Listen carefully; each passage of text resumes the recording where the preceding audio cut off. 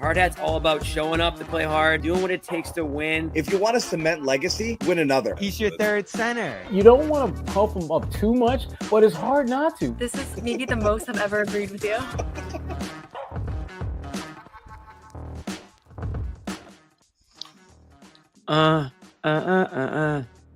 Yeah.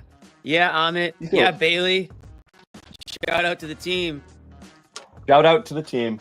I'm missing something, but I'll get it later. What's up, Bobby Manning? Bobby from home. Man, you would be looking a lot more color. You would have a lot more color on you right now, Bobby, if you were in Florida right now. But you ain't. You're here with us, and we appreciate that. Yep, no bucket hat tonight. John's color comes out in like July, and he turns extremely dark. You kidding? I think I'm already tan. That's true. It happens in like May, the first sign of the sun, I guess. Yeah, I tan through my car. Anyway, it's us three here. We've got Noah coming in down there. We'll let people kind of filter in here. Noah and her brother. Noah and her brother are going to be jumping in from Miami. And we're hanging out here, and we're going to talk about Celtics with a ho-hum, kind of, work from home. So it's like, this had like I'll clock in today. I'm not going to work a full 8. This was one of those. This was a classic work from home Friday. Like I'm going to sleep in, go to the gym, have a big lunch, do a couple of phone calls, and at 2:00 I'm done. You're on the golf course. You call, Mom, can you move the mouse on my laptop? You just move the mouse around for a minute on my laptop. Yeah. That's it. That's good. Yeah, okay. It's logged. I'm here. And again, a ho-hum. Oh my God, the Heat tied it, whatever, they win. But I mean, a pretty gross game. It doesn't matter. It's kind of other things going on around the team that we'll discuss, but there's definitely some stuff tonight that I think is interesting to talk about. So I'll start with you guys and Bobby, who looks super focused. Bobby, something's up and ready to rip it. Yeah, and talk about tonight's game. I'm disappearing off the screen only for 1 minute to adjust something. I'm still listening. I got you here. Go ahead. I don't believe you, Bobby. You have the floor, my friend. It's disappointing, Jimmy. We remember this matchup being so good, so anticipated. I mean, okay. There was never a world where we wouldn't go this game during the Butler era, right? Like, you just look at this game and you're like, this is Eastern Conference Finals material. It was these finals for 2 straight years. You play them last year. It's tough game to game. They're able to scheme some stuff up. They made it tough on Tatum even in this one. But now without Butler, there's just nothing here.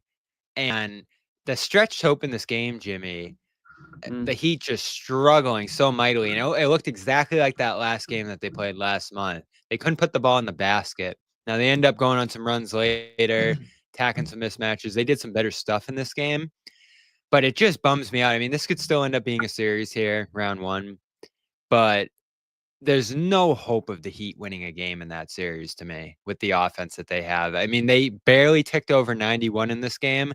Wasn't NBC showing a stat like 5 straight games coming into this one? The Celtics held them to under 90. Mm-hmm. It's crazy how far this Heat team's fallen, and they still have the coaching. They still play hard. They still have some continuity there, but with Butler out of the picture, there's no fire. There's no identity. There's no fire. Who are they? Who do they want to be? Who's going to stick around? I mean, Bam was practically non-existent tonight. He's supposed to be there. Him and Hero are kind of like the de facto faces of the franchise, right? I mean, they've got a little, Aquez is solid, but he can only give you He's so much. He's tailed off a little bit this year. Yeah, exactly. Everybody has. You didn't even see Rozier in this game. I was forgot. Literally just about to ask, what's up with our friend Terry Rozier? I forgot Bam played. He was 9-9 for him tonight. I mean, just a complete. Because I had to speed through the first half. I started late. I mean, it's kind of like a statement loss for the Heat. It was a non-existent performance for a lot of this Heat team. I mean, give them credit for fighting back. I mean, they made it interesting. I will give them that much. But if you're looking on like the big picture, it's kind of tough. No, and they'll fight every game. They'll coach well every game. They'll stay in every How do you say game. his name? Jaquez. But they're not going to win any Jaquez, game. my bad. I mean, there's no hope. And this is, 6 down 3 rotation guys here. So it's pretty bleak there. And again, this is the kind of team you're going to see round 1. So no matter who it is there, you're probably just going to be rolling through that team. But this one, to me, especially compared to the other two, there's just nothing here, which is crazy, John. I mean, this was such an instrumental part of like the conversation in the East for 3-4 years before this. The whole Garden Report, the whole time we've existed, it's been Celtics Heat. I mean, this has been dead, so it doesn't matter. Like this year, it's been dead. They were dead last year too, so it's dead. But Butler was still there, so you always had that hope he could come back, do some stuff, make it competitive. Yeah. And now you have Wiggins. Yeah, they're dead. They've been dead. I don't even pay attention to it. But yeah, sure, it is a bit of a bummer. Because what's funny is this is probably their best. Oh, really? Okay. We need a good night hug. Okay, I love you, honey. Okay, bye. We had this was their best rival. This was the best rival they had going. You could talk about everything else. This is the team that you had the most hate for. And so, Jimmy, you ready to come back on? Maybe. We'll try Jimmy. Hi, Jimmy. Can you hear me? And yeah. All right. I was on a delay. Sorry for cutting you guys off. Yeah. If I'm gonna cut you off, I want to do it on purpose. I don't want to accidentally do it. Yeah, no, it's all good. But my takeaway here isn't death of the Heat. I have already processed that and grieved, and I've moved on. I don't care. What I do care about is, again, what are we looking at? Everything is about big picture, right? Like what matters, okay? And that's all you can take from a lot of these games that they're going to be playing down the stretch. What, if anything, matters? Obviously, Porzingis not playing matters, and I think people are starting to freak out. We'll talk about Porzingis for sure. Derek White and his knee, I don't think it's an issue at all. Brown, you mean? But I didn't even think about that. I'm sorry. Tonight, yeah. Jaylen Brown and his knee, I do Jaylen. not think Jaylen and his knee. I don't think that's an issue at all. Maybe it's a bias. I've never been super worried about Drew Holiday, because I have no reason to believe that he doesn't look like a person who's fallen off a cliff. He's just not shooting as well this year, and I'm not worried about that yet. And then you had a little bit of Cornet Queta situations tonight where the entire universe was furious that Neemias Queta was breathing air. I don't know how this happened. They wanted him to die. Like everyone's, get him out of there. This is the worst. Like I would tweet something about Derek White, and my replies would be like, "Get Queta out of there, man." And then Joe's like, "How did this happen?" From Queta, I'm gonna play him the whole fourth, and he played really well. So yeah, you Queta haters. Okay? I mean, we're talking. Up. We're gonna talk about all of it. First, I want to tell you about our pals over at Prize Picks. Check it out. Promo code CLNS. Download the Prize Picks app. Use the code CLNS, play 5, get 50, America's #1 daily fantasy sports app. Pick more, pick less. That's all you have to do.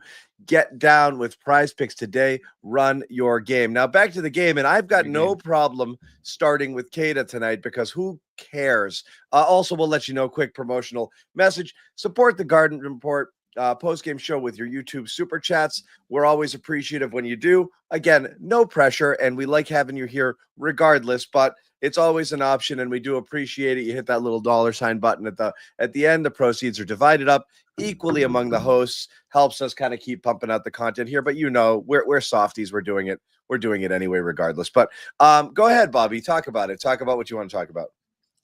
I remember 4 months ago, probably at this point, early this season, he's doing some good stuff.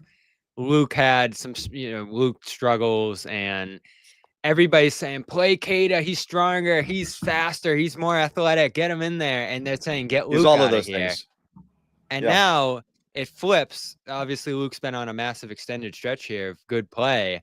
And everyone's turned on Queta because in the rare circumstances where he does play, he's not in rhythm, or he makes a defensive mistake, or whatever reason they have. And I fills my replies too, Jimmy. I don't understand it because there was a lot of excitement, praise, and hope for this guy at the beginning of the year, from what I remember.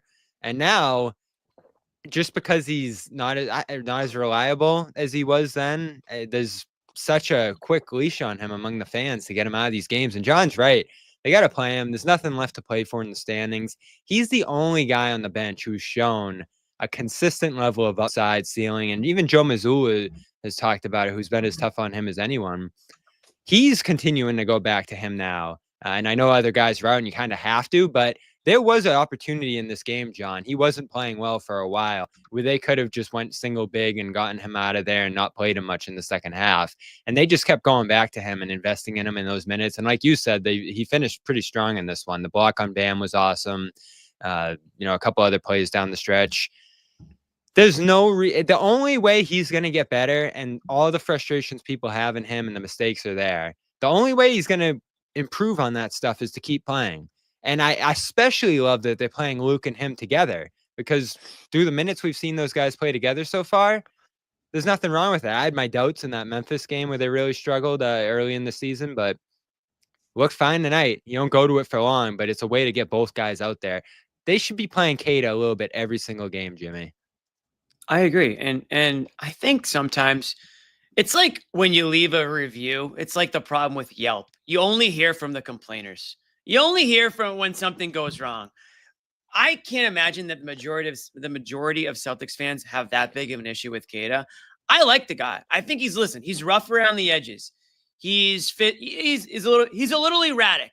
Does he have great hands? No. Is he good for a boneheaded decision or two? Yes. But he's physical. He's energetic.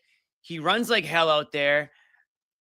I think his defense has gotten significantly better. He's not a liability. And in the words of Bobby Manning, he's your fourth center. What do you want from him? What do you want from this What guy? do you want from him? That's what I don't get. Why are we picking on the last guy on the rotation? It's such a great point, Jimmy. Sniff the playoffs if this team is healthy. I give him a hat tip. I'd toss the hard hat on just for him tonight, because he's going in there, playing minutes because guys are short. The Celtics are shorthanded, whether it's Porzingis on a given night, whether it's Horford, whoever. And look at what the Heat did tonight. Their bigs did absolutely nothing tonight. Nothing. We just talked about Bam being completely insignificant.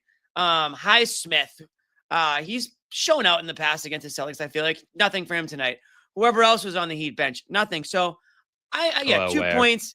You're not looking for, him to fill up the stat sheet offensively, but that +9 is the only thing that matters, and that happened because of the way he played in the fourth quarter and the way when the Celtics pulled away, essentially.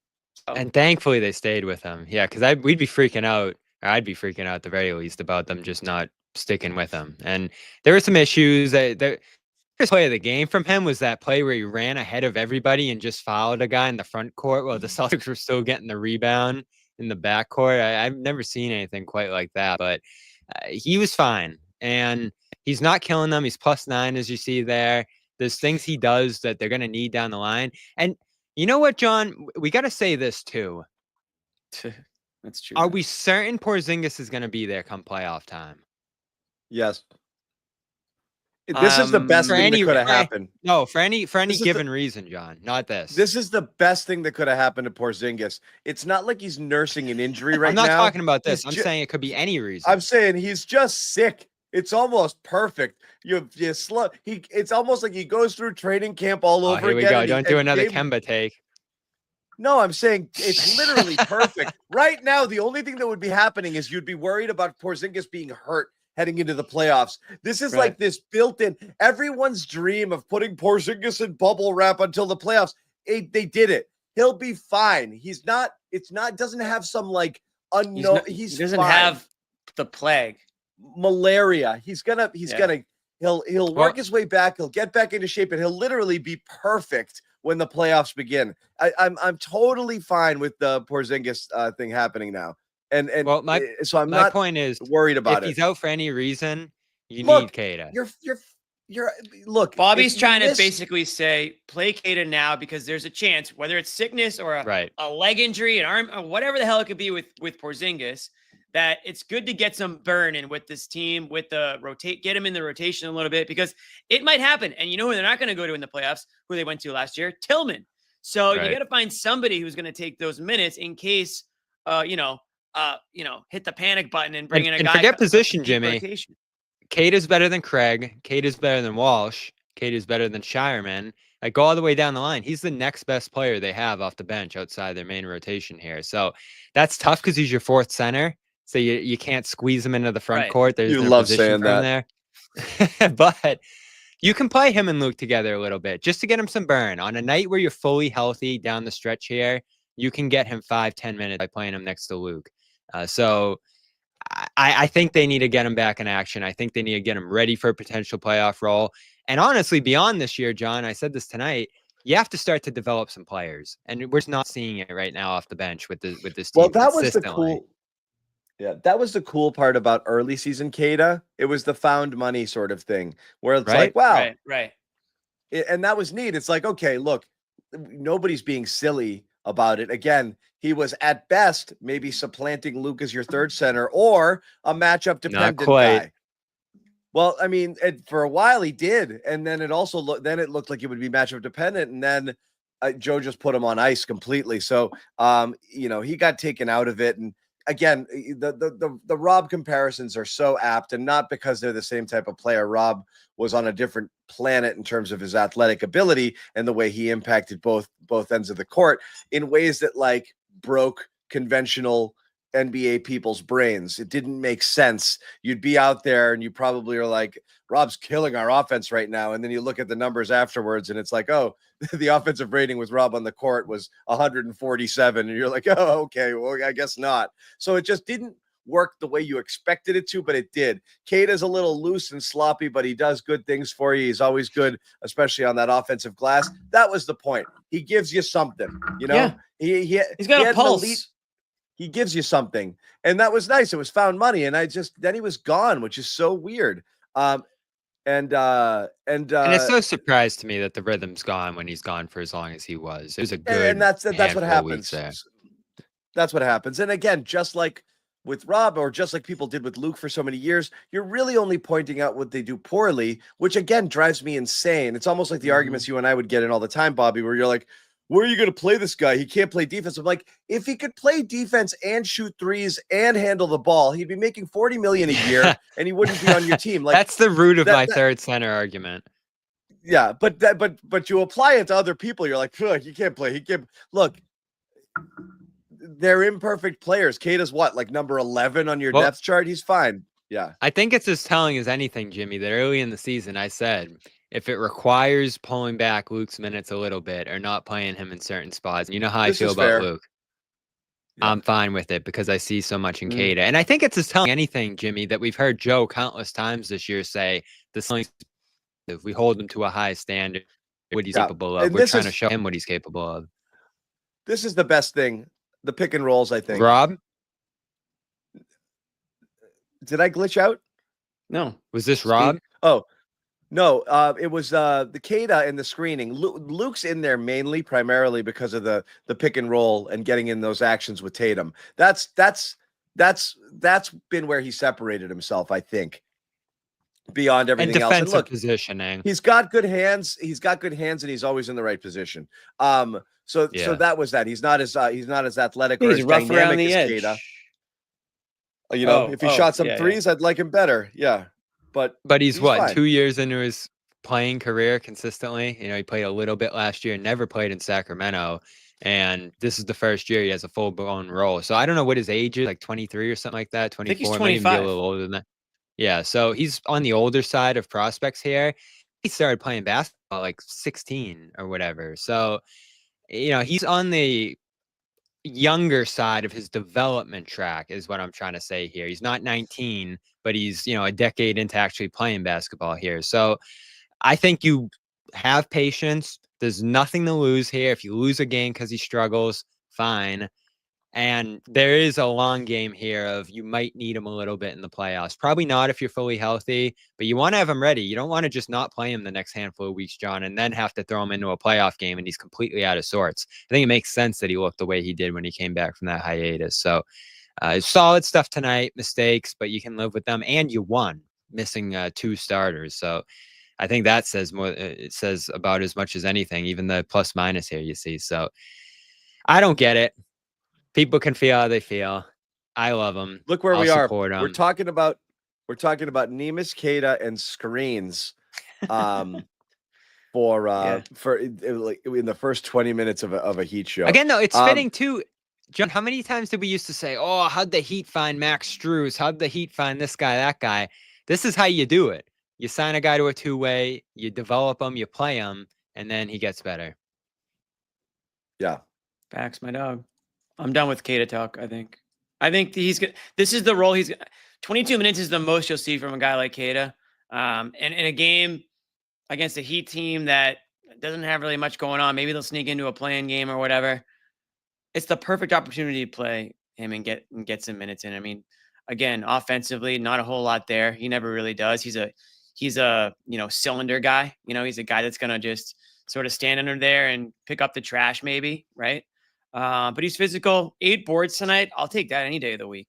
So I'll give him more than that, Jimmy. I love his passing. I love his ability to grab lots of rebounds in weird positions. Yeah, like there's a lot more there if he can put it together. And listen, he's got to put it together, but you only do that by playing. That's it. That's it. What else stood out to you in this game, Bobby? Anything? I mean, look, the other one is Holiday. It's the Drew Holiday game, and that's the big thing here is like, I hate doing this because I think Celtics fans do it too often every single time to kind of brush away actual issues. I think it's an interesting question whether whatever struggles Drew Holiday has had this year are real, or like real meaning a sign of decline, or just for some reason he's not shooting it well this year. But do you believe he has lost more than a step, like 1 to 2 steps, and he's off or he's washed or he can't shoot? Like, I just don't believe that.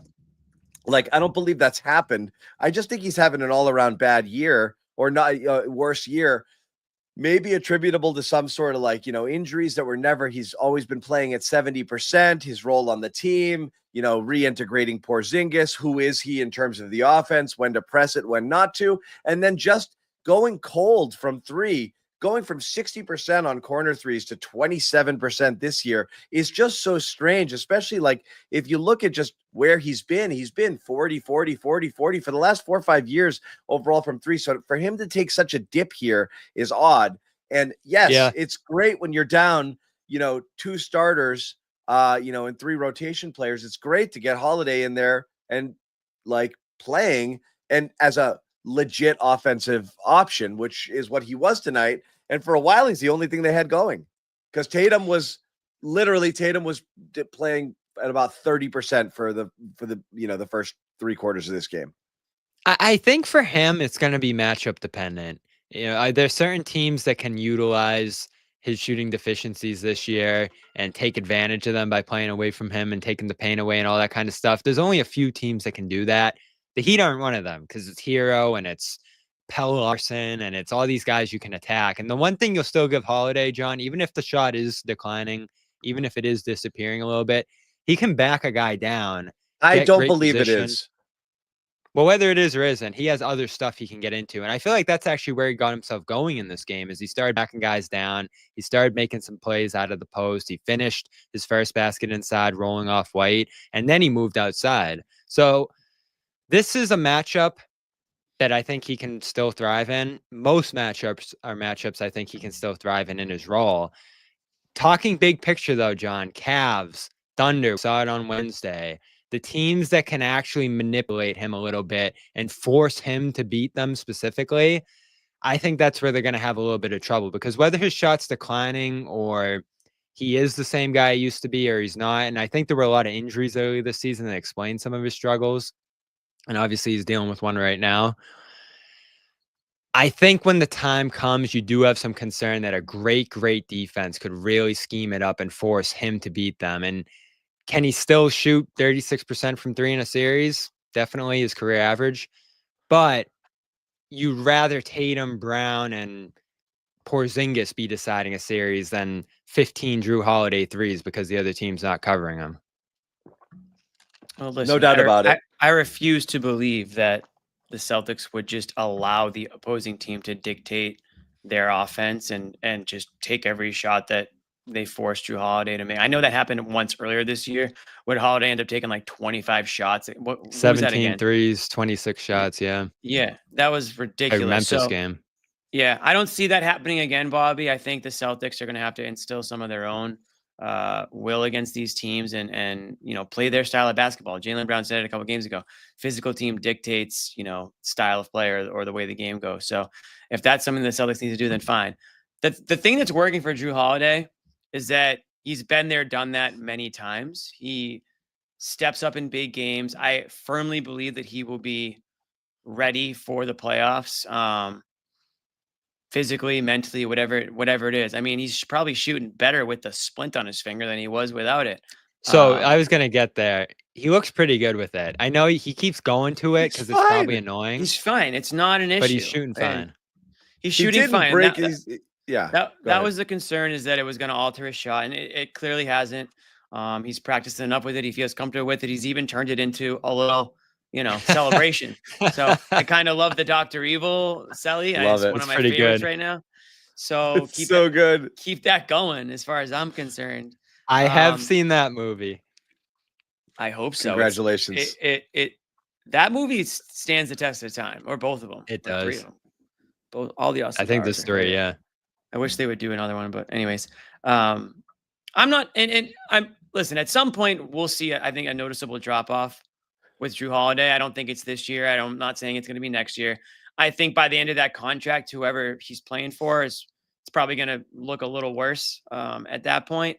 I know it's weird. You gotta sign those guys to those types of deals in order to get the production out of them in the front half of that deal. And it is what it is. 10 of 15 tonight, 5 of 3. I mean, if anyone thinks that he was off, I mean, these are the types of games that you have to just absolutely love, because it goes to show that, okay, yeah, this guy still has it. This guy can still play, still keep up with the best of them.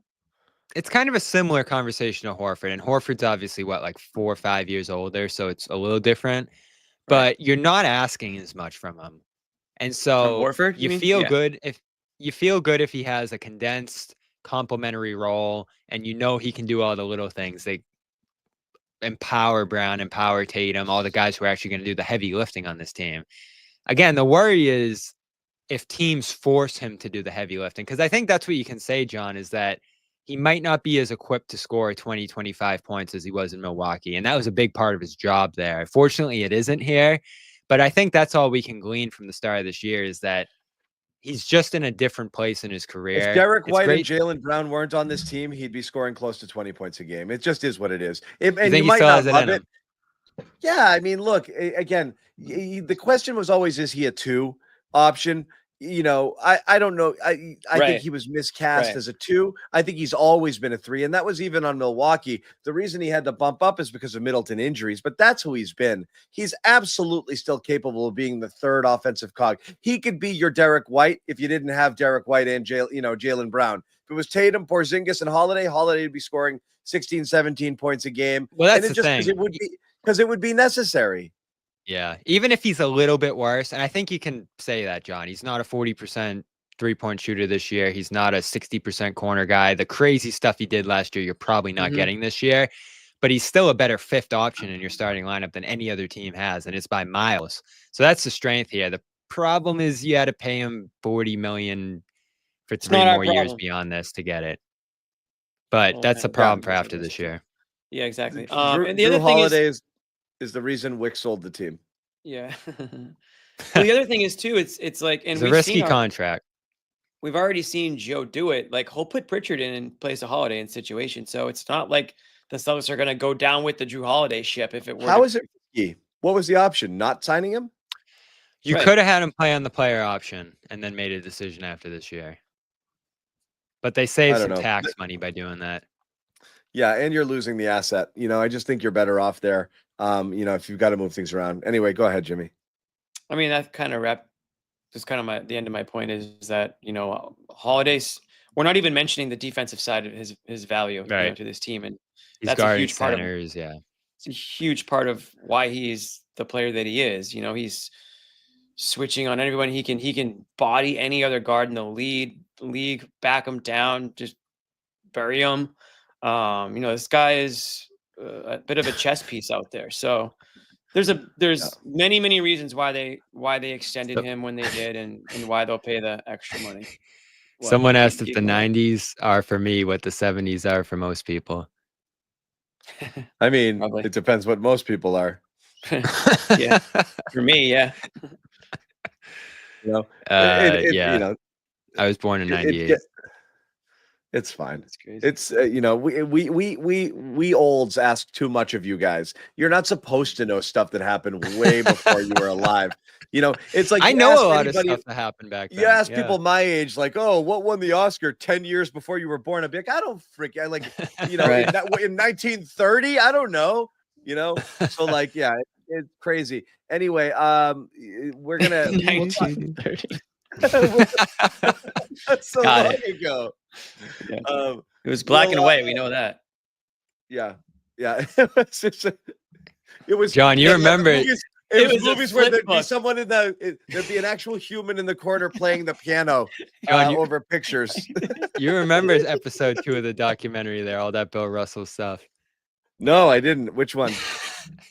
They just haven't did the been Bill watching. Russell episode, yeah. No, you were there, so you don't even need to watch it. That's true. I Yeah, was you lived there. it. Oh my God, yeah. You lived it. Bill Russell, greatest player I ever saw.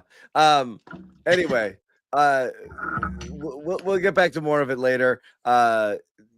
First off, again, want to remind you all at home, basketball action is hot right now. You got hockey, you got baseball, you got all of it. So please download the Prize Picks app. Best place to get real money sports action. Over 10 million members, billions in awarded winnings. Prize Picks made daily fantasy sports accessible. Pick more, pick less. 2 players, shot to 1,000 times your cash. Also lots of fun features like Taco Tuesday, Freaky Friday, mix and match player projections from different sports. That's the coolest part. Combine your favorite players from hockey, esports, baseball, doesn't matter. It makes it a lot of fun. So again, download the app today. Use code CLNS. Get 50 instantly after you play your first $5 lineup. Download the app. Code CLNS. 50 instantly after you play your first $5 lineup.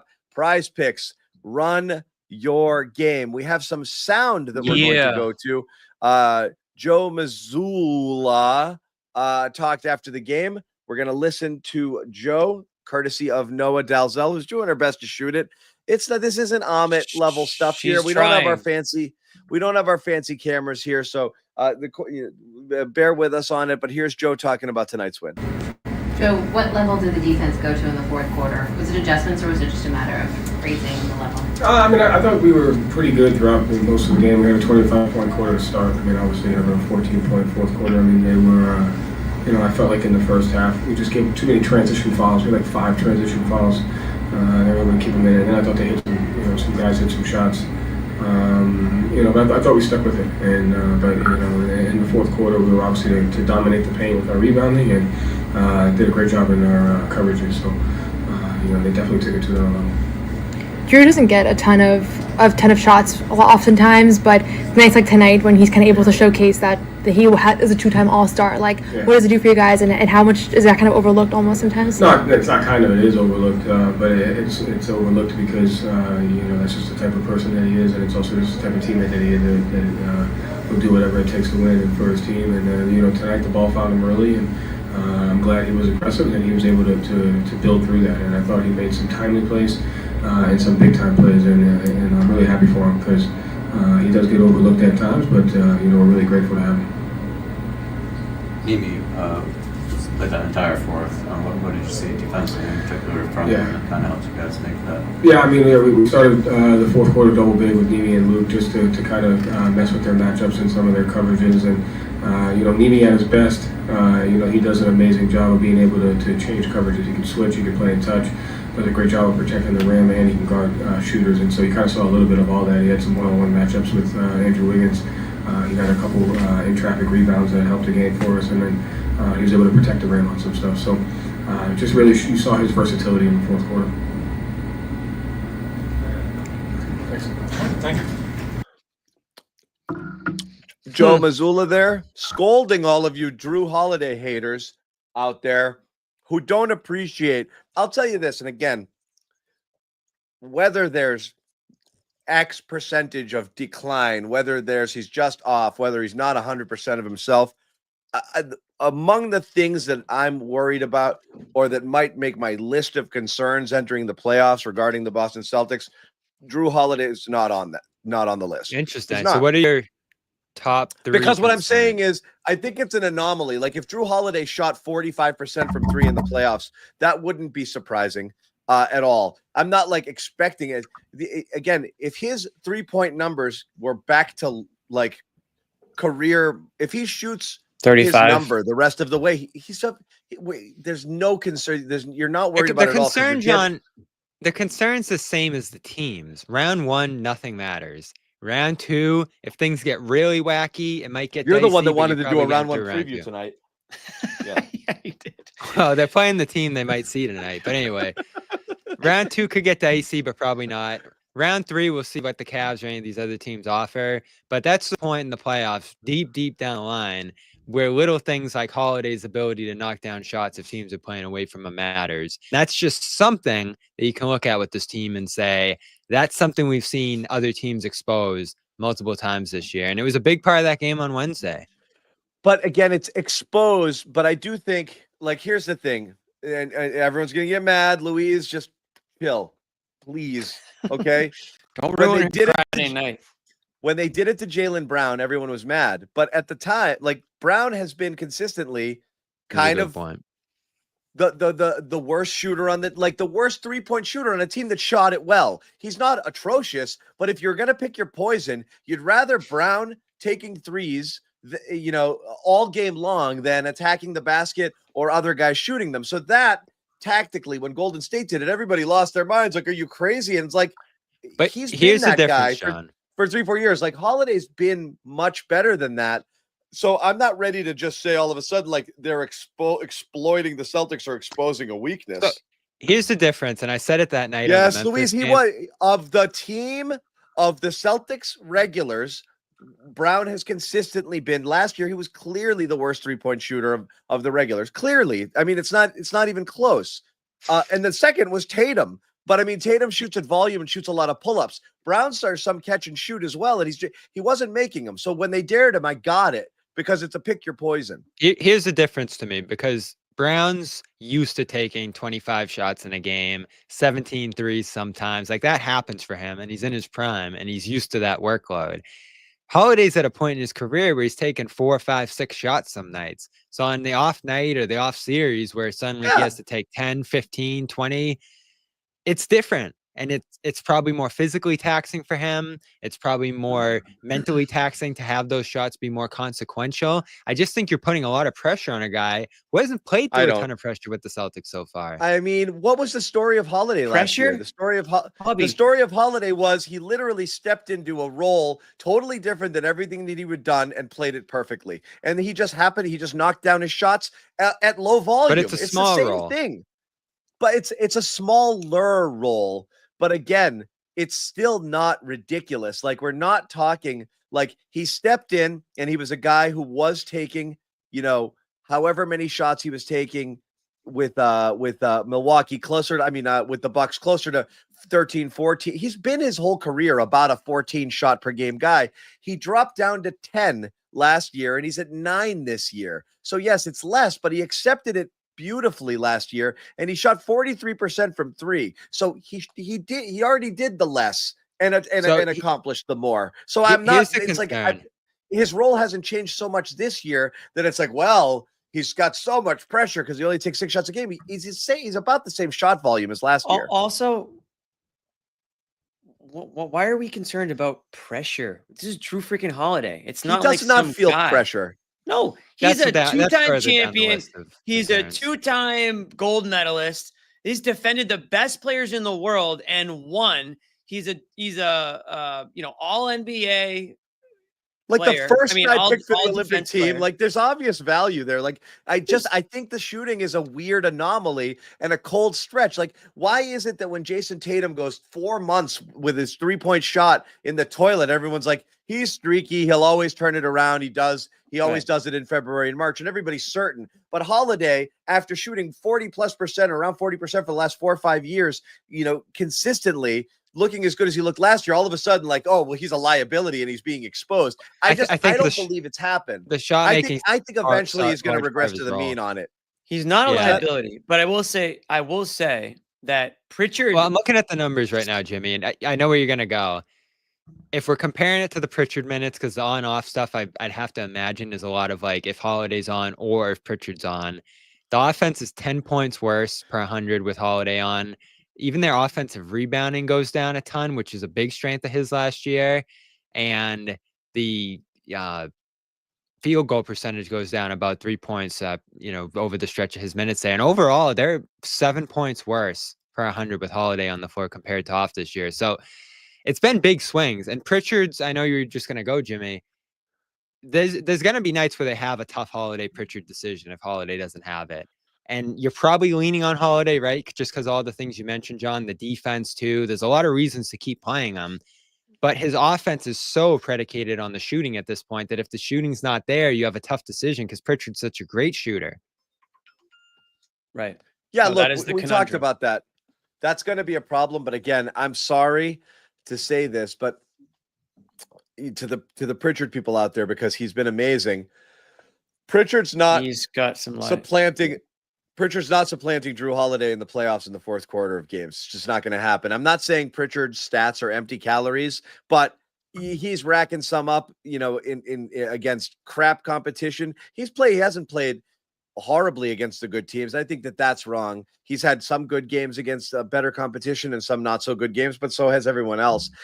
when the playoffs come in there and things really ratchet up, it's going to feel more like the OKC game for Pritchard in a lot of those late and tight matchups than it is some of these others where he's just able to step back and take 40-footers. And that's a problem because he's the only alternative you have.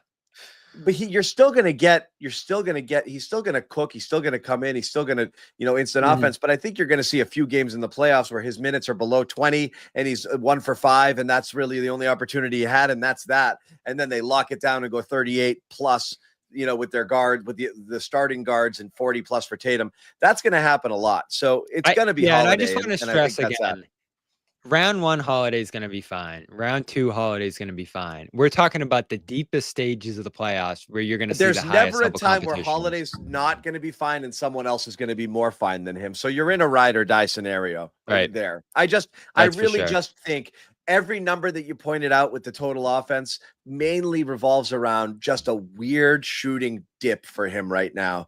I don't see it.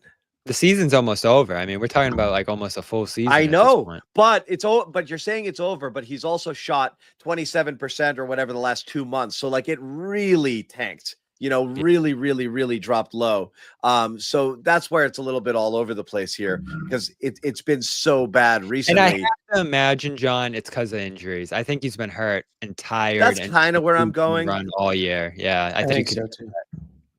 And it actually makes sense with the finger that he got that time off and comes back looking pretty good here because the finger's whatever, you can play through it, and he got some time off. And that's why, like with the Jalen thing right now, I'm just like, there's nothing left to play for.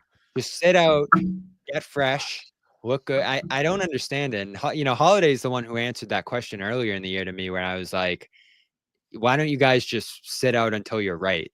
And he's like, yeah, there's not enough time to get fully right for some stuff. And I guess I understand that. But sometimes these guys are out here looking exhausted and banged up and they're just not playing well. And it's like, what are you pushing through this for? Yeah. Yeah. So again, I'm not worried about it. Doesn't mean it's going to turn around. I just don't think it's like something you can really just put your finger on and be like, he's worse. I'm not certain. I think he's not playing as well. It's kind of similarly with Brown. He's not playing as well in certain aspects of his game right now. So it doesn't mean I think that Brown's like it's a falling concern. off. But Yeah, right. yeah, he's not. He's the same guy. He might just be fighting through some stuff, whether it's injuries or just he's fighting through a shot at the moment. But he's still Jaylen Brown. So again, you're gonna ride or die with these guys. If they don't play well, they don't play well. But I'm not. It's not a sign of like, oh, Holiday. People are so quick to just call Holiday a problem and the worst contract, and as if he went off that cliff, and he hasn't gone off the cliff. I don't think that's. You might be right. Point. All I can do is just go off what we've seen. Maybe not. Speaking of Holiday, let's hear from him in the locker room here. 25 points, 4 rebounds, 3 assists, and knocked down 5 of 8 threes. It was nice to see him do that. I'm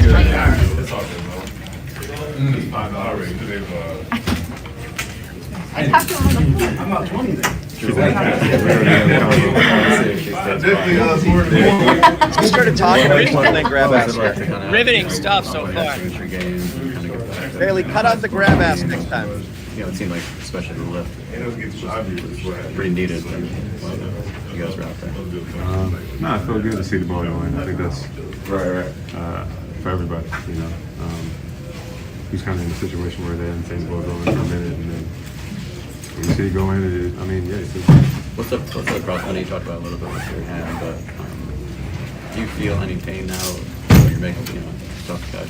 Like when you're shooting, obviously it's not affecting that much. Thanks, Rose. So it doesn't. Yeah, I feel about right. Yeah. Was there a point early on where you were kind of getting more used to it, having to adjust? Nah, I just think sometimes when adrenaline kicks in and you go out there playing, it doesn't really matter. Nobody else cares that it might hurt or whatever, so I try to think that way too. Joe was saying he thinks you're a very underrated player. That kind of seems to be that Derek was kind of saying the same thing. Do you feel like nights where you're taking 2 or 4 shots, like does that, is it just easy? Is it just instinctive at this point to just do what goes towards winning?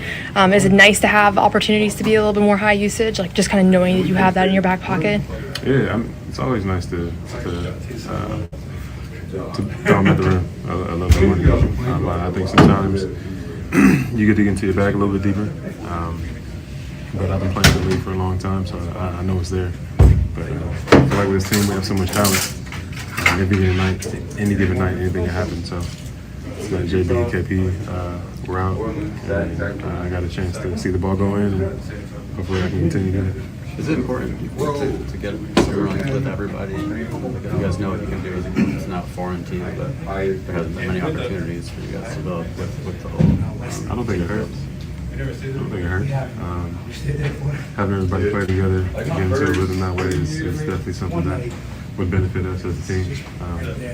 But this also benefits us too, where guys get a chance, like Sam, D. White, Peyton, making 10 threes a game, get a chance to see the ball go in and play well and play comfortably. I think that helps in the long run as well.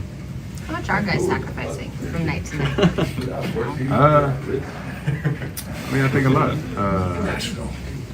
Again, I think a lot of people on our team, on other teams, would be doing a lot more, quote unquote. So playing on this team, it's really about winning, and it's not about the stats. It's not about at the end of the game how many points you put up. A lot of times it's the little things, and we reward that here. Just winning a championship with that mindset last year, like is it almost like a proof of concept where if you buy in, like we already saw that it works, does that make it easier, you think, kind of just for the group, or it doesn't really change? I think that I don't think it really changes. I think for the most part we've always tried to do that. I know for most of my career I've always tried to do that, but when you have a team that's talented and you see guys in their prime or right before their prime or whatever, you want to get a chance to show what you have, but those opportunities will come. Sometimes winning or getting a chance to win doesn't come as often, so take advantage of it while you have it. That was great stuff on the expanded role, because that's what we're talking about. Yes, and that's what we're talking about. One of the best things, I think this is one of the great things about why you'd feel good about this team coming back this year. Sometimes you have like that situation where everybody's banding together and let's do it and let's suck it up and let's win this one and it's great. And then you come back the next year and everyone's like, okay, so now I'm going to show people what I can do. This isn't that team for a couple of reasons. Number one, you have everyone got paid. And so nobody's playing for a contract, right? Like True. everyone's extended, everybody's in there, and that makes a big difference because you're not leaving money on the table. Holiday's entering a walk year, a contract year, and his production. Look what happened to Brogdon. Brogdon had to sacrifice, and he goes out there, and all of a sudden nobody wants him. He's a seventh man. He's no longer a fringe all-star, 20-point scorer. He's just a nice piece to have on a team. It almost redirected his career in a totally different direction from where he was. So he sacrificed for the good of the team, and he ate shit because of it. Everyone here got paid. You're such a way with words. These guys got paid, and they're fine. And also, Holiday's later stages of his career, all of these guys are, Porzingis isn't old, but he's a guy who's here to win and happy to do it. He's not stat hunting, and he got paid too.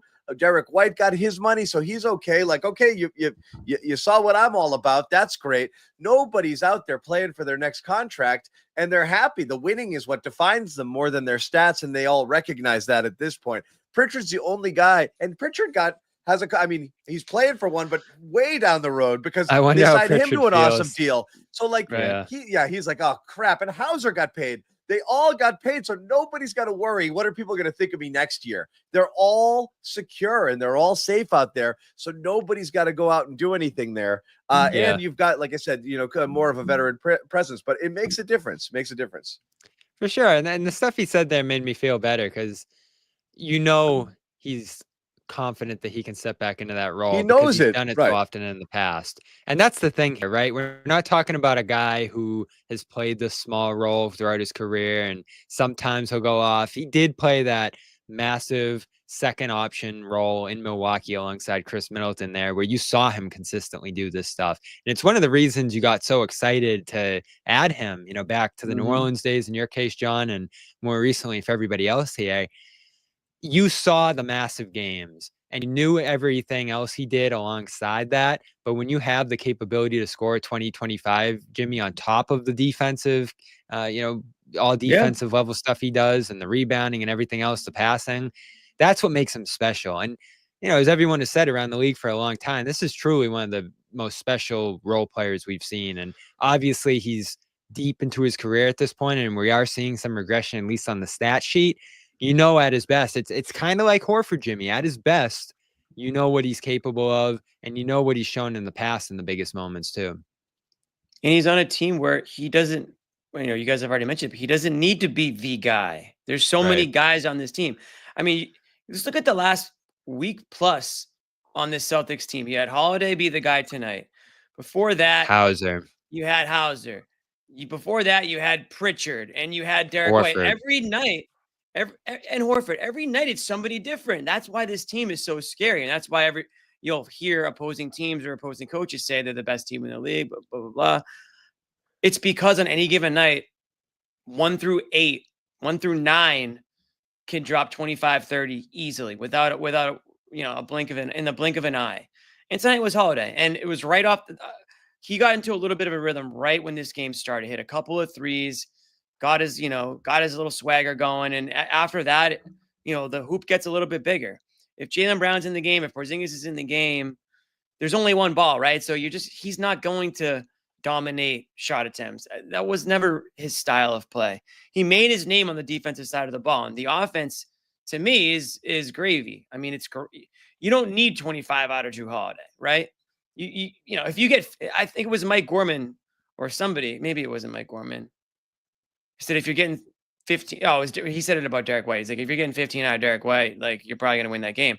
I feel the way about Jrue Holiday because that's really all you. Especially because he's giving you 10 a night. So that's a massive jump over that. And then 25 is just absurd. So there's a flexibility with this team. There's a versatility offensively. There's shot making everywhere. That's what makes them special. And the fact that your fifth option can do that too is what puts the cherry on top with this team. You look across the league, John. There wouldn't be a fifth option close to him if you stack them all up. I mean, it's not even close. What are you talking about? Not close. Like even and honestly, he's been as advertised. I don't think I mean, if anything, he's been better than advertised, at least when you go back to last year. I thought he was better than advertised on the offensive side, at least from the shot making. This year, I think this is kind of the player I expected the Celtics to get when they traded for him.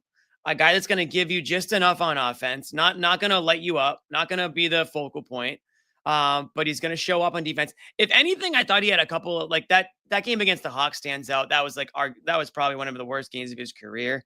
Some bad decision making in that one led to the Hawks ultimately winning that game.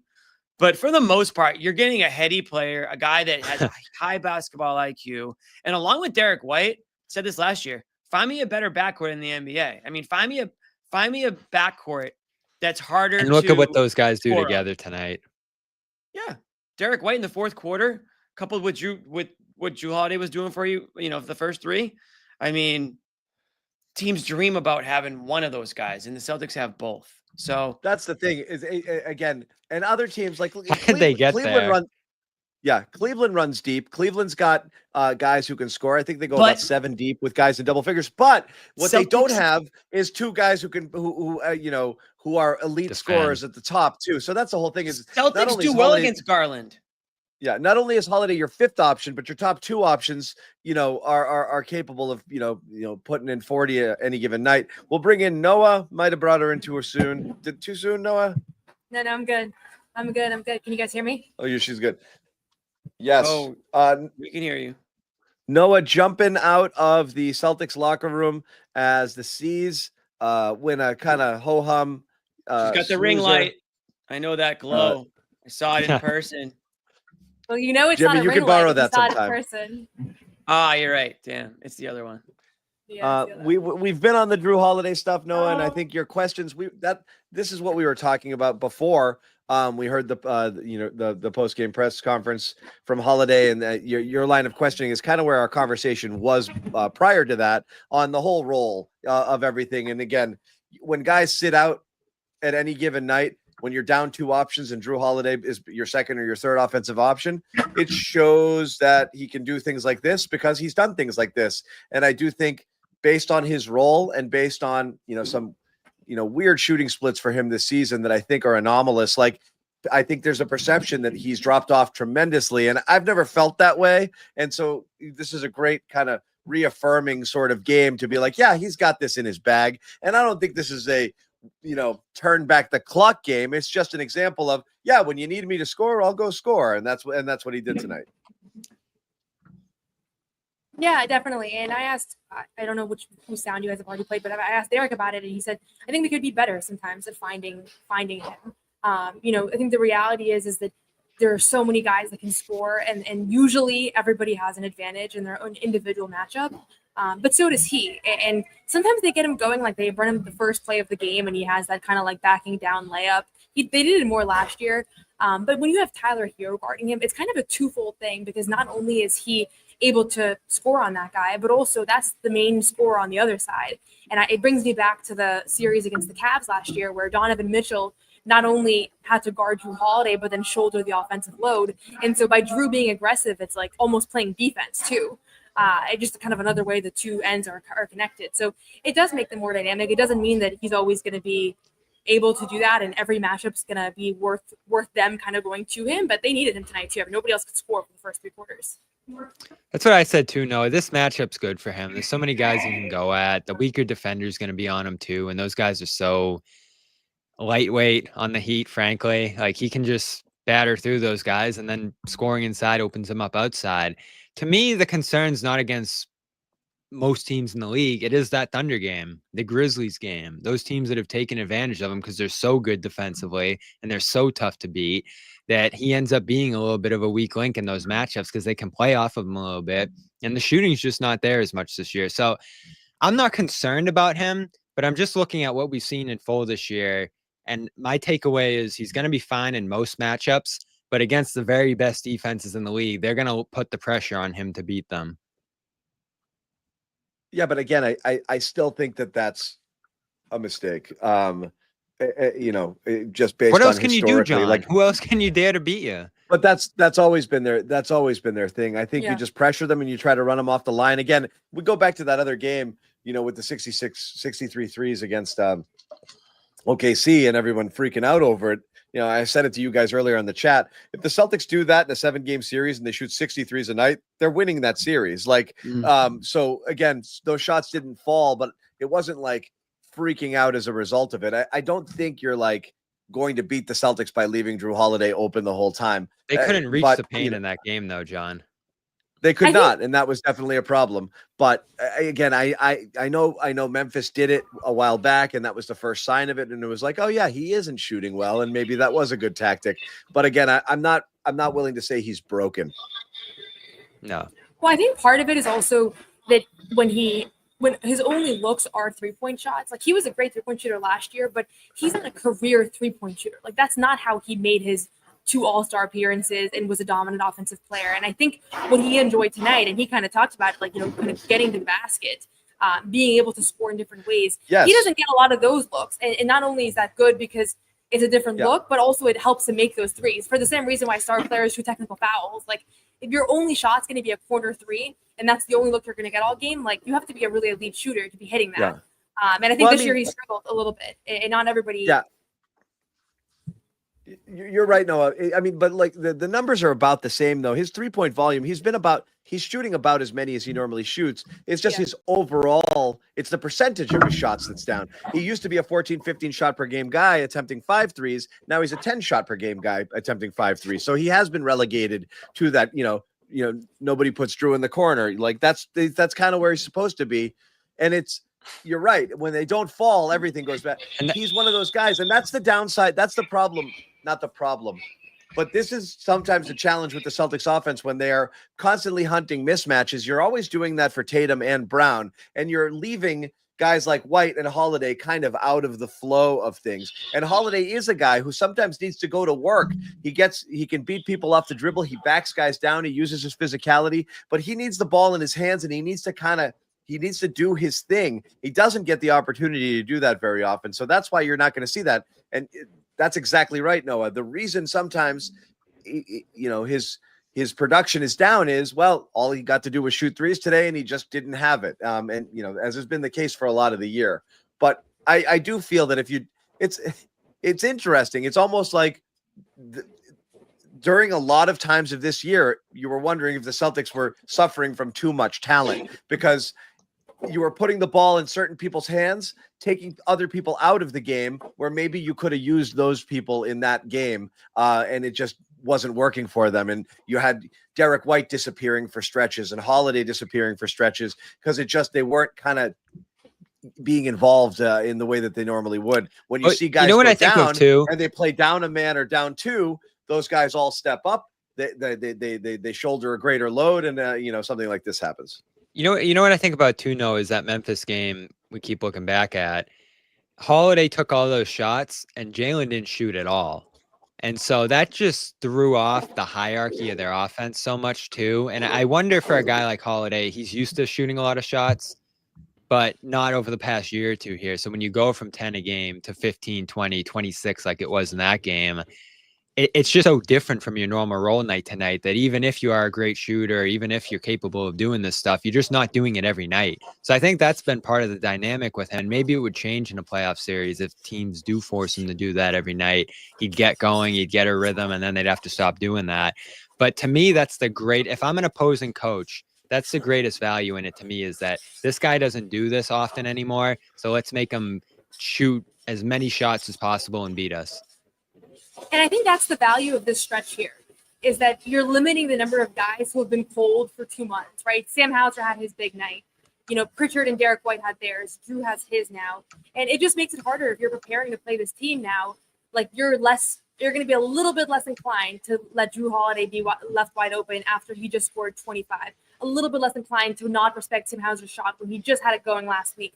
So I think for opposing teams, it makes it harder. And then obviously for them, it raises their confidence. And so there's been this discussion here in Miami all day today about like what the balance between the starting 5 getting reps together and then also this and the rest and everything. And I do think that like there is a value in different guys getting opportunities that they're probably not going to see in the playoffs. Obviously, you want to see Kristaps Porzingis back. I think he'll be back pretty soon. That's the feeling that I get.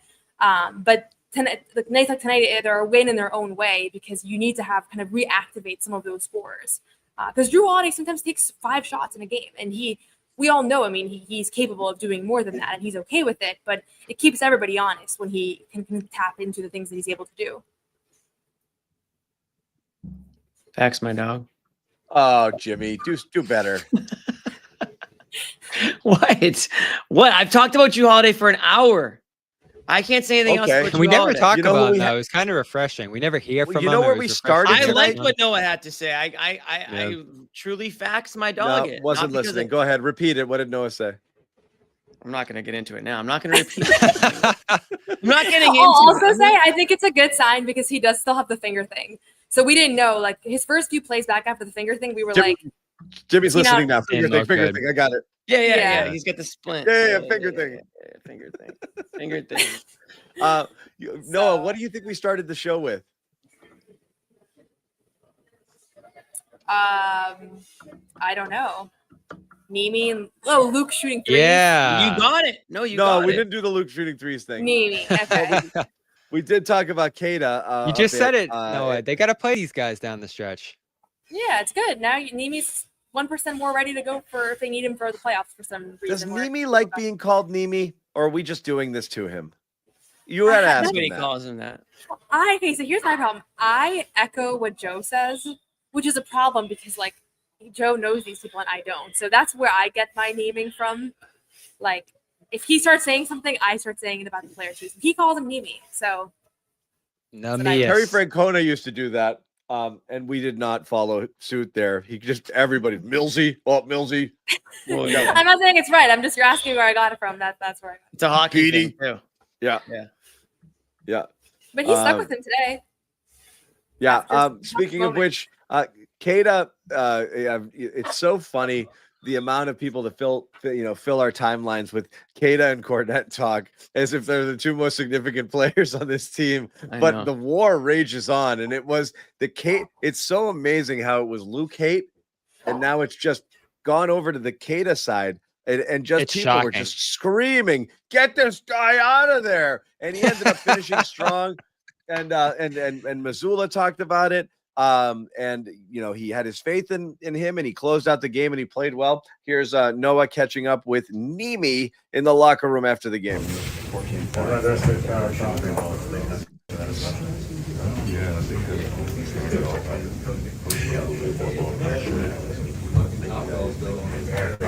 Oh, man.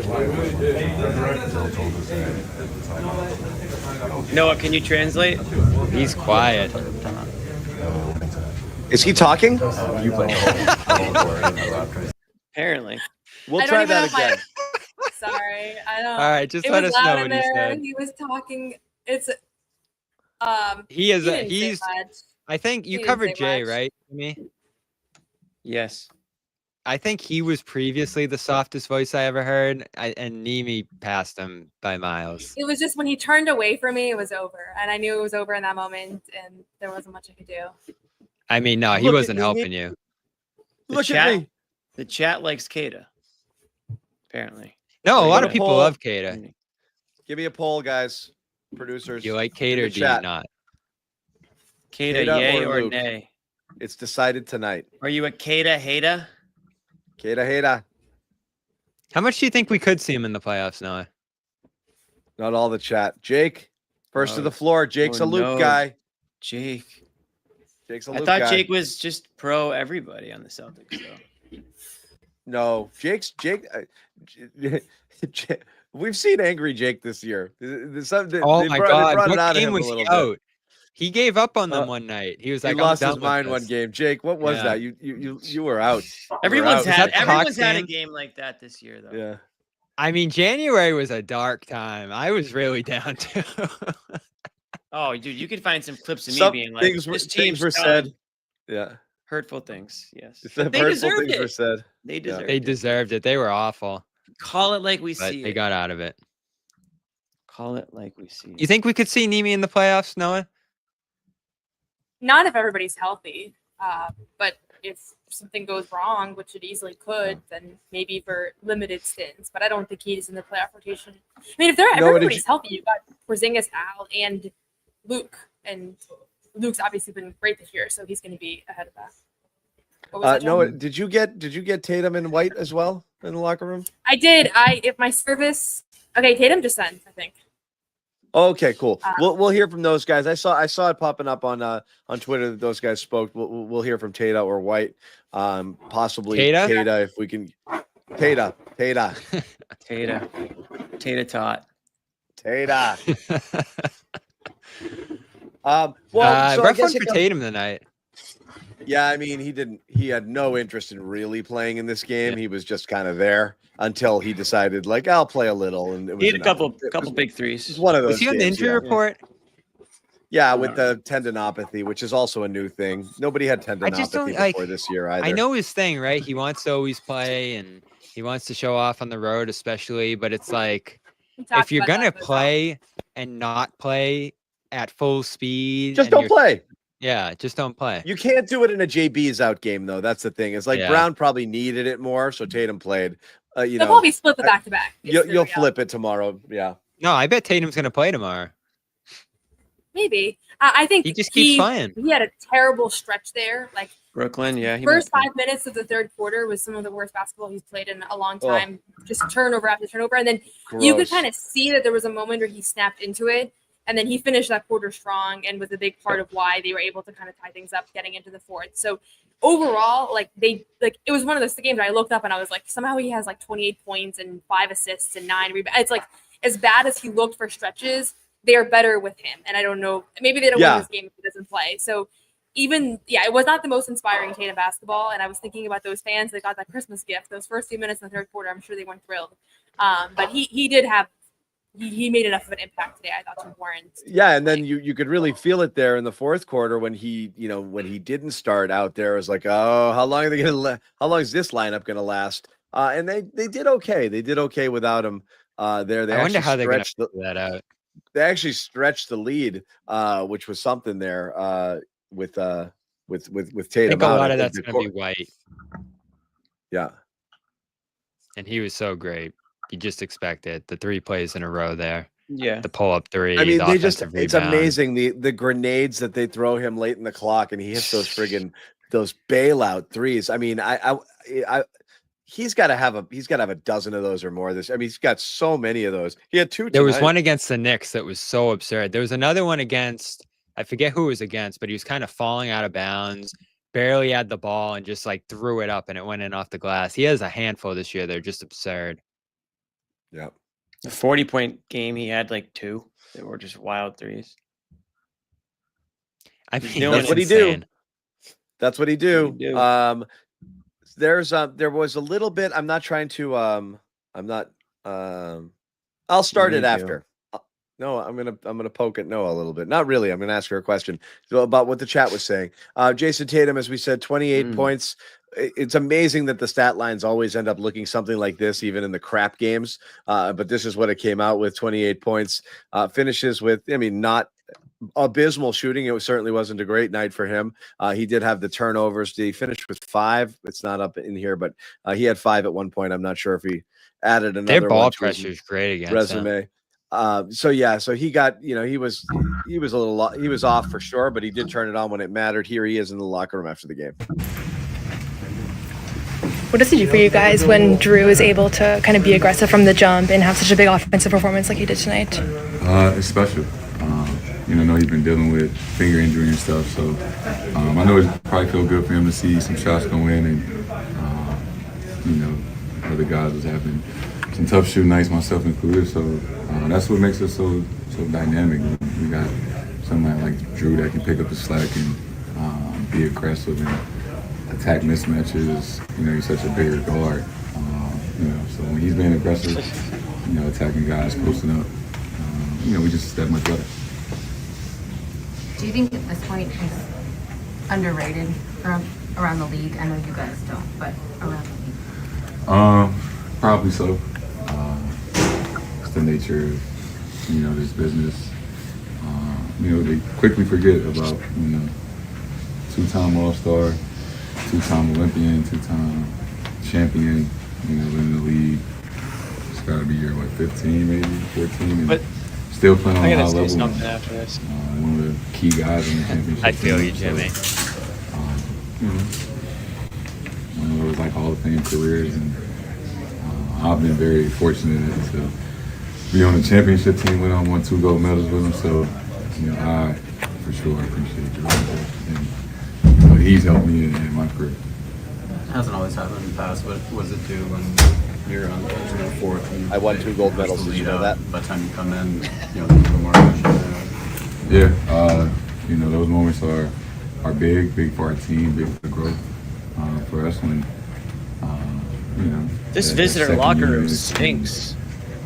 Yeah, it's probably one of the worst or in the maintain the lead for those 4, 5, 6 minutes, whatever it is. Those guys held it down. Out of the roof, and Peyton, D. White, and Derek, for that group to start the fourth. They played extremely well. Tonight were a lot of Celtics fans in the arena, and then the last minute of the game, we were at the free throw line, and they were like crazy loud cheering for the Celtics. Is this something that you realized in that moment when you were standing there at the line? Yeah, something I realized since I was a rookie. Something I don't take for granted. It's an honor to wear this uniform, and the pride that comes with that, and how many fans that we have that travel, every city we go to, and it's special. Here in Let's Go Celtics and away arenas, regular season, preseason, playoff games. It's what's special about being Boston Celtics. It sounds like the ownership change is going to happen fairly soon. Noah, you got anything good coming here, or can I jump off this? Franchise cornerstone. Talks about playing on the road. Like the qualities a new owner might have. Ownership, and then I asked them about O'Shea Brissett. Sorry.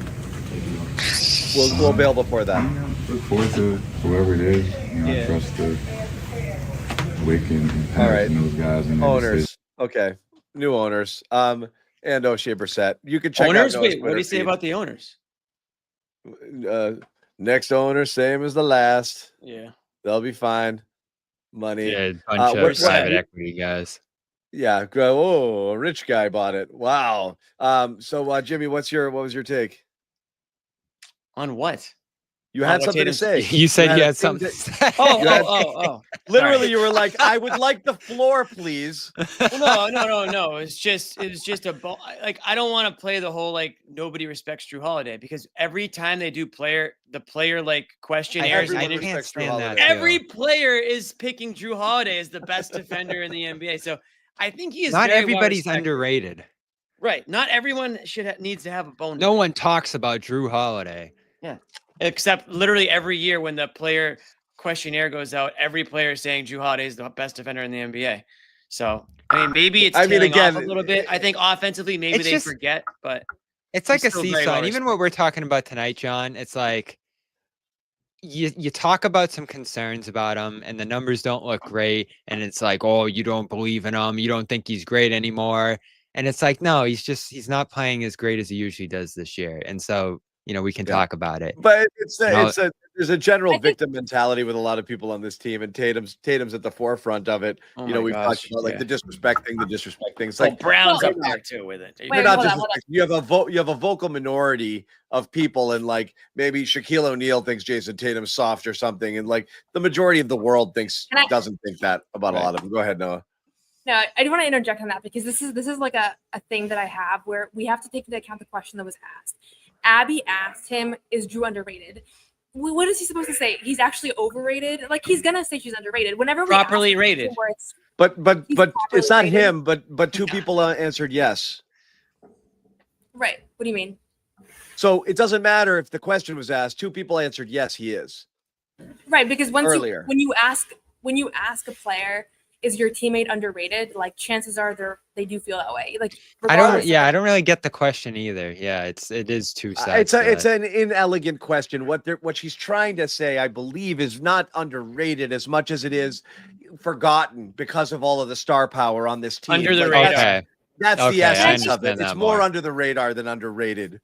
That's how I believe it. It's right, and I think part of it is also what at least my interpretation, because I asked Joe about it and he said I said kind of underrated.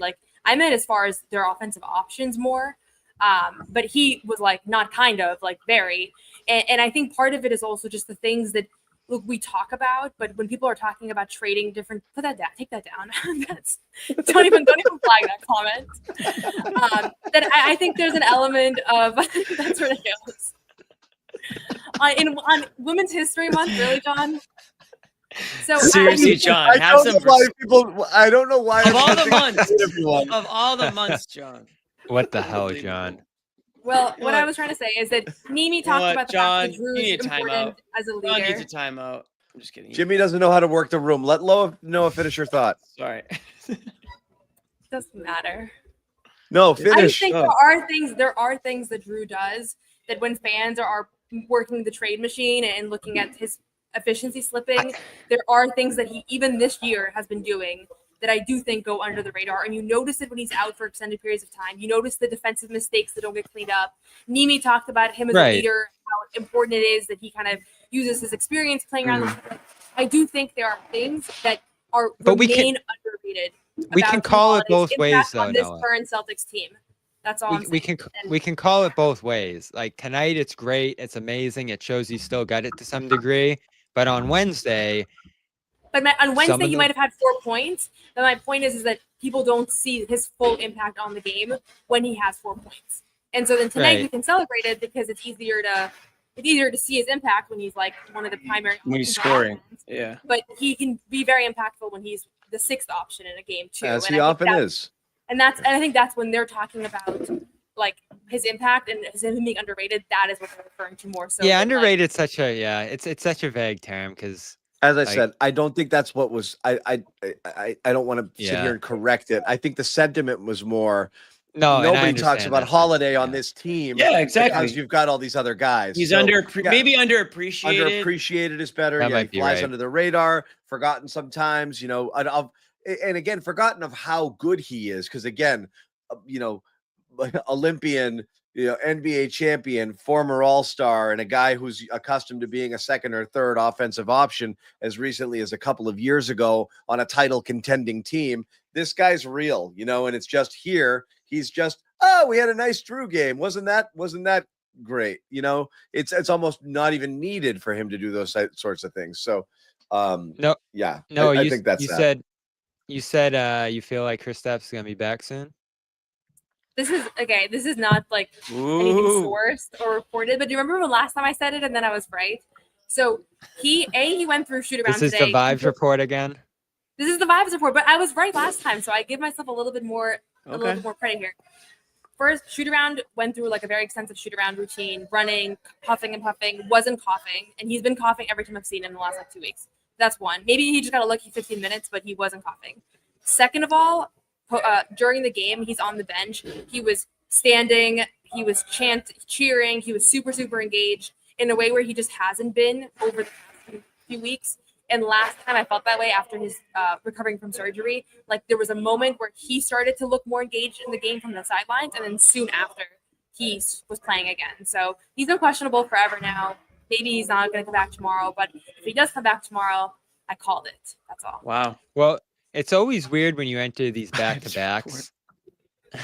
It's always weird when you enter these back-to-backs when it seems like a guy's getting close to being back because did he sit tonight because he's not ready to go? Or did he sit tonight because they're playing Horford tonight and he'll play tomorrow? I don't think he's going to play tomorrow. I think there's probably going to be like a full ramp-up process here that they're not going to rush. But it does say something that he traveled, right? Because it's just a little 2-game trip, John. Like he could have just stayed back and conditioned if that was the most important thing. And this travel's kind of crazy, right? Like they're playing at 6:00 tomorrow. They have to fly overnight tonight. And that's probably a little strenuous to put him through if he's not going to play. So I do actually think there's a small chance he could play tomorrow. Or he could have just went to Brooklyn instead of going to, you know what I mean? Like get one extra day in here, but whatever. I was happy to see he made the trip because it's like if somebody who's really sick and is waiting for 1 million blood test results is probably not getting on a plane and going to Miami. Right. So it was just a good sign, I think. In general. Yeah, I mean, you're there, Noah, so your vibes are real because you're actually seeing it and kind of getting a read on the situation. My thought outright of him traveling for a back-to-back for a bunch of games where, these 2 games where you're probably going to sit half the team one night, half the team the next, I think portends to the likelihood that he plays tomorrow if he's there. So again, it wouldn't be shocking if he played 20 minutes tomorrow night, but I that was kind of my thought when I heard he traveled.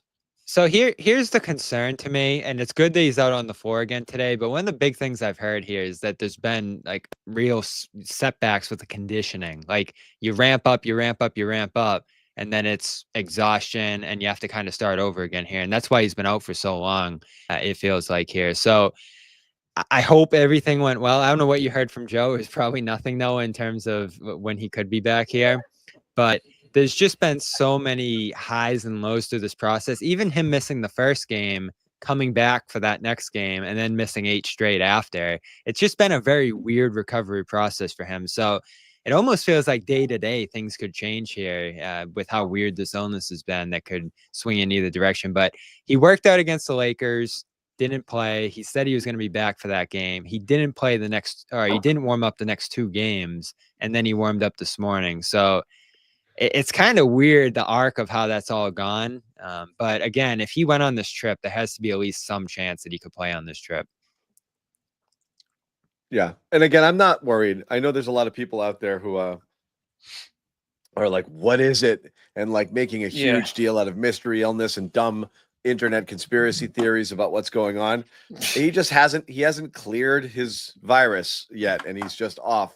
I think he's fine. I'm not super worried about it. And like I said earlier, low key, this actually was one of the best things that happened. I thought it might have been mono, but they would have already tested that immediately, and they would. Yeah, that'd be an easy one. Yeah, it's probably nameless or like some random thing that is not in the initial screening. Yeah. Again, I'm fine. It is wild though. The same guy with the rare leg injury that's just had so much bad luck with stuff is also the one that has like the random viral illness that nobody. It's so Porzingis. Yeah. Yeah. He's gonna show up to a game and like a bird's gonna fly in and like gouge out an eye or something. It's like, oh, how did that happen here? Yeah. Oh, it's so unlucky. Oh my god. It is kind of amazing that for how much time he's missed. You are the unicorn. Yeah. For how much time he's missed in a Celtics uniform, including like the entire postseason last year, that his tenure has been a smash hit success. Like if you said when the day they got him, if you threw a number out there, how many games he was going to miss out of the total games, you would be like, oh shit, that trade failed, but it's worked somehow. Yeah, it is. This is funny, but like, yeah, unicorns get strange afflictions. You know, it is what it is. You know, what would you expect? You know, for it actually is a good point you make, Bobby, in terms of like he's missed so many games. When you do look back on it, you think people be mad at him for this? Yeah, you would think, but it will be interesting to look back when it is all over someday and really go over that one game he came. That one game he came back for the finals was such like all-time unforgettable. Like 30 years from now, you'll still be talking about a game that erased everything else. Just lit the place up. Yeah. I mean, that was unreal. I still get chills thinking of that one. He just absolutely kicked their ass. That was awesome. Some corned beef and cabbage. Happy St. Patrick's Day to those who celebrate. I will not be eating corned beef this weekend, Noah. I will have you. It's tough to eat.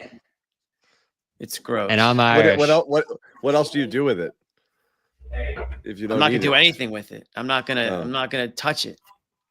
I'm gonna have a little because it's tradition, but it's salty. It's terrible. It's bad. You don't have to eat it, Bob. When it's boiled, it's bad. Noah's it's not so gonna have salty. it. She might have cabbage, but she's not gonna have the corned beef. I'll have a Guinness. It's Irish tradition. You know what we should make? Cabbage? Yeah, we should make a shepherd's pie instead. I love shepherd's pie. You know what's the worst thing in the world? It's not quite the same thing. Soda bread. Oh, I like soda bread. Irish soda bread is literally the worst food. Oh my god. Sounds horrible. I like it with a nice tea, some butter. Oh jeez. Jam. Checks out. Yeah, it's like bad scones, and scones are bad. Scones stink. I hate scones. Who's the scone guy like at the bakery? Like, yeah, give me a scone. I'm like, we're not. We would never jive, man. I gotta defend soda bread. Soda bread is the worst. Soda bread's more closer to a weapon than it is a friggin' I gotta defend soda bread, John. But I will say the fact that you need a ton of butter and jam isn't the best argument. Yeah, no, dip it in lard to make it good. If you need to do all those things to it, it's just not good. Yeah. With corned beef and cabbage. Of Not good. course, Bobby's the scone guy. Yeah. I said was like, soda what's bread. wrong I'm with actually the not crazy scones? about scones. No, I don't know. I don't really. Maybe it's a good thing. I don't really know anyone who is. Oh, Jake's a scones guy. Somebody's buying them. Maybe it's an Australian thing. I used to work at a restaurant where we had unlimited take, yeah. scones, and that was my favorite thing. So. Unlimited scones. Like I worked there, so there was like a scone thing where you give it to all the customers, and you could just eat them in the back room, and that's what I lived off. Oh yeah, I used to eat all the food in my So you're a restaurant. scone guy too. I'm a scone guy. Well, I'm not. Those aren't vegan, so I'm not anymore. But Scones aren't. typically not. So. You can probably Croissants are great. I have I a eat question for you croissants. guys. Just when you nonstop. thought a scone couldn't get worse, you can Well- probably Alright. make a vegan scone. What? Enough. So we're 90 enough. minutes in, and I'm assuming I missed the compliment pie, or we were just saving The it to the end. compliment cake. You were Because saving it. It's Don it's- was it's- a promise. It's credit cake. Credit cake. Okay. Oh, credit cake. Sorry. Compliment. So you have it. You have give it queued blame up, so- and you give people credit, so it's the credit cake. Credit cake. And what's wrong with people saying French toast is awful? This is What? French like, toast I is think- one of the best things in the I world. think you think you're being sophisticated by saying it's just bread, but it's absolutely French amazing. toast is amazing. It's brioche. French toast bread. is Dipped out of in this egg. world. It's brioche dipped in egg Egg.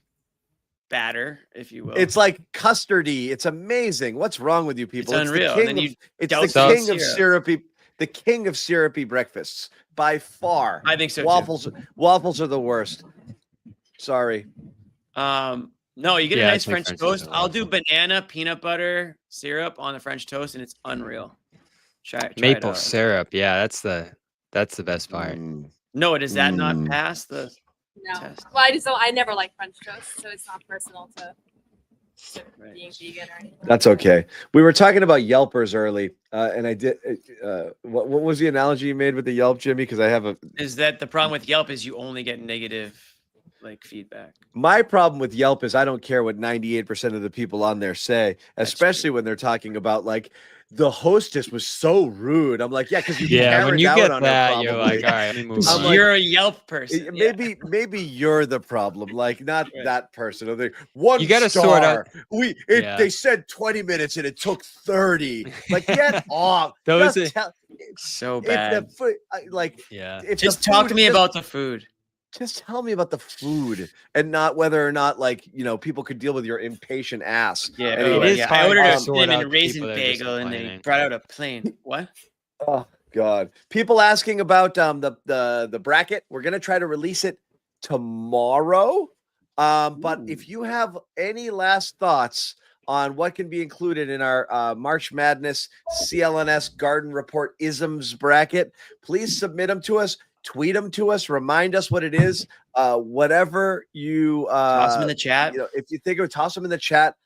All of that, I would love it here. And I added a Thunder few to the fan here list, from John. Oklahoma. Hey, thank you, buddy. We're hoping it would be great basketball if that's Thanks, the case. Brandon. That OKC game was friggin' tense. Make sure you Who'd follow they Joe play tonight? Sway. They sat. So OKC's under investigation for sitting all their starters tonight against Portland in a game they won, or was it last night? They're under Must have investigation. been last night. Yeah. So it was a They're back being to looked back for at. them. That was a while ago. They're It was like 9 days ago. Okay, they were being Uh, looked at for that. Yeah, and that Everybody's came getting out today. investigated. Which, like, come on, it was a week ago. Yeah, it was. That was the news that we got here that they're being investigated for sitting all of their starters. I think in a They game play when they in won, which is Isn't our hilarious. guy speaking of investigating, isn't our Hi, guy DeQuavius. Terry Rozier getting investigated kind of? Yeah, Yeah, he's under possible federal gambling. investigation. we are doing this, Zach. Yeah. Possible gambling. And he's been playing really Damn was it, playing- damn it, Amit is on the That's is on on it. the list. That was Terry Rozier is playing so bad that a couple games ago he had like the worst like highlight reel from a game. There people are like convinced that he threw the game. Like that's when you know you're playing poorly, is when people think you're gambling to lose. Yeah, he had that neck injury in the playoffs last year against the Celtics and never played and just doesn't look capable of playing anymore since. It's kind of weird. He was really good in Charlotte, and then went down there to Miami and Crazy hasn't how quickly that went downhill. Anyway, we are going to wrap tonight. We got another one as a back-to-back tomorrow. There'll be a special guest host along with Bobby Manning. You're going to have to tune in to find out who that is. But Noah is going to be reporting from Brooklyn. Noah, are you taking your brother out tonight? No, we went out last night though. We were in Miami Beach. Oh, you guys got after it? I mean, clubs? I don't know if I'd say we got after it, but it is spring break here, so like it's a lot crazier than it has been when I've been here previously. Like the roads are all blocked off so that like drunk people don't run onto the streets. It's kind of wild. Yeah. What was the intro thing? Why did we keep replaying the intro? I don't know color actually. Tatum looked very tan tonight. I couldn't believe he must have Why like did not we left keep the sun. doing that? That was one of many inside jokes that never made sense to me at any point. No, even that later was on. organic. That was the only time it had ever happened. But we just kept replaying it. Like the Noah hates Tatum one. I still don't know why everybody says it. I mean, Let's it's Get obvious. that in there. Get that in No, the but one bracket. day I came on, everybody was saying it, and you were like, "I'll explain to you later." And I never I should have rewatched the first half of that show. Isn't it? Yeah, I mean, you should Yeah, know. I mean, We'll never know. It's I mean, pretty really, obvious. Do we have Noah. to explain it? Yeah, it's hard to hide. But anyway, Noah doing great work again, reporting on the scene down in Miami. Make sure you follow her stuff over on Celtics blog. Follow her on Twitter or X or whatever we're calling it these days, Blue Sky as well, for updates. As she'll be heading to Brooklyn as the Celtics take on Brooklyn, the Nets in a back-to-back. Tomorrow, game time is 6 o'clock. We have retired phenomenal. The rules of the tournament is if it's not within the year or if it's an oldie, we're done. There's no Brockton Wi-Fi. There's no third center. There's no fun. Did the third center win last year? I forget. Wait, I thought the winner should get a berth back into this year's bracket. We're going to do an all-timers bracket, like when they do like Survivor, like the champions, or whatever it is, know. So we'll bring back there'll be a Legends XL. We'll do a Legends tour for sure, but we're trying to keep it new stuff that's in the conversation this year, and that's what we're looking at. I'll try to release that bracket tomorrow. I'm working on the seedings tonight, but I do think we have enough suggestions to be able to pull that off. Important. That's always fun. It's tough though, because I feel like there's a lot of parity this year. There's not a clear, far and away favorite here. So I'll have you guys, I'll ask your opinions here. Noah, can we get a hint on who the next Celtics mom's going to be in the series that you're working on? A hint? They are a fan favorite. And I already posted it on Twitter, so... Oh, so you already gave it away? Noah's working. Why don't you tell everybody since we were plugging your stuff? Oh, yeah, you can check out. I wrote a couple stories about mom of the Celtics players. Most recently, Al Horford's mom, who is a reporter, so she really appreciates. That was an excellent story. When you interview a reporter and it's like you can tell that like they get it, Yeah. Actually, no. One of those. It's like when salesmen pitch salespeople. Actually, don't. Yeah. Yeah, you put two sales guys on the phone with each other, and they don't realize that they're talking to a sales guy. Yeah. Right. So Al's mom was saying she does not think he's retiring soon. She thinks he has some good years left. And oh wow, that's inside info. You can check out that whole story on CelticsBlog.com. And there's no reason to, because he looks like the same guy every single night. Anyway, I mean, year after year, no drop off. He's on a streak here. Like the last few weeks, he's looked better than he was earlier in the year. Something's clicking. It's unreal. He looks amazing. So yes, great. Read that story. Looks very all good. That stuff from Noah, Bobby Manning for CLNS Media, Jimmy Toscano doing his thing. Yeah, just here, just hanging. You'll find Jimmy. He's just kind of hanging around town. Just living, man. You'll see me. You'll see him. Either playing music or robbing Fenway Park. If you see me, you're having a good day, because that's all I am, dude. That's all I'm doing. Good vibes. Good vibes. Thank you guys for hanging out as the Celtics take down the I don't even know who they played tonight. Does it matter? It doesn't matter. Heat. Miami Heat. The Wiggins Miami Heat. 103. This is not the Heat. These aren't the Heat. Thank you guys for hanging out. We do appreciate it. Thank you for watching. Yeah, we will see you all on this show again tomorrow if I can find our outro. From which is Pittsburgh. Thanks, right- Jason, for the super chat. Oh, thank you. No one's sneaking a vegan brownie by me, I'll tell you that. Okay, you know what, John? We're gonna do it. You have to feel that way too, Bobby. I have to Same, feel that same way. to you. Let's slide Al over and make Luke your first center. Bobby, we gave you Luke hour early. We're not going to end this on a damn conversation about Luke